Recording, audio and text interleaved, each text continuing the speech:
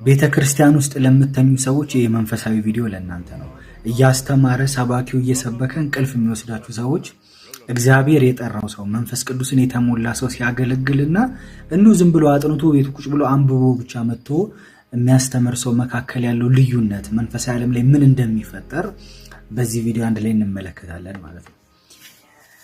እሺ እንግዲህ እዚህ ጋር የምትመለከቱት ቸርች ነው፣ ቤተክርስቲያን ነው።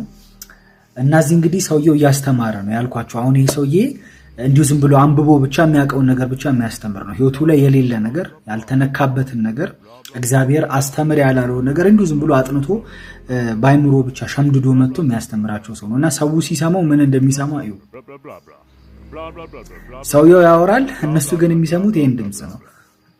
ይሄን ያለው ማን ነው? የቪዲዮ ባለቤት ነው።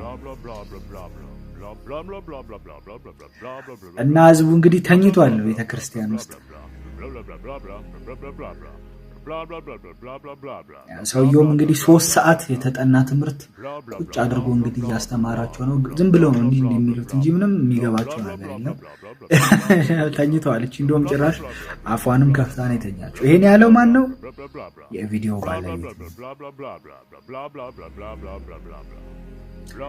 እና እንደምታዩት ነው እንግዲህ ህዝቡ እንቅልፍ ወስዶታል ማለት ነው። እሱ የእግዚአብሔርን ቃል እየሰበከ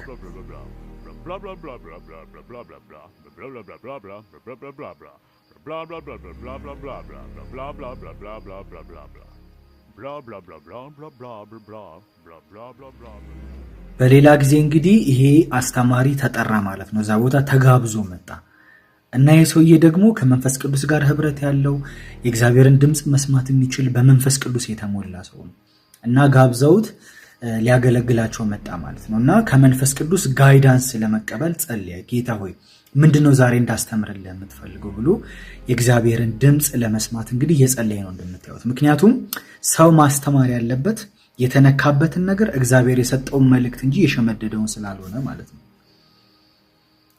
ከዛ እንግዲህ እዚህ ጋር እንደምታዩት ጌታ የሰዎችን ልብ በሙሉ ስለሚያውቅ፣ ሰዎቹ ምን እንደሚያስፈልጋቸው ስለሚያውቅ ለሰውየው እንግዲህ መልእክት ሰጠው ማለት ነው። እነሱ ራሱ ኖቲስ አድርገዋል። የእግዚአብሔር መገኘት ቤት ውስጥ አለ።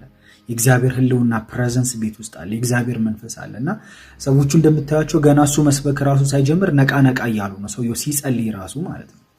እና አይናቸውን ጨፍነው ሁሉ የሚጸልዩ አሉ። ሰውየው ገና እየጸለየ ነው፣ ማስተማር አልጀመረም። ይሄ ሪያሊቲ ነው ባይዘው በደንብ ይው።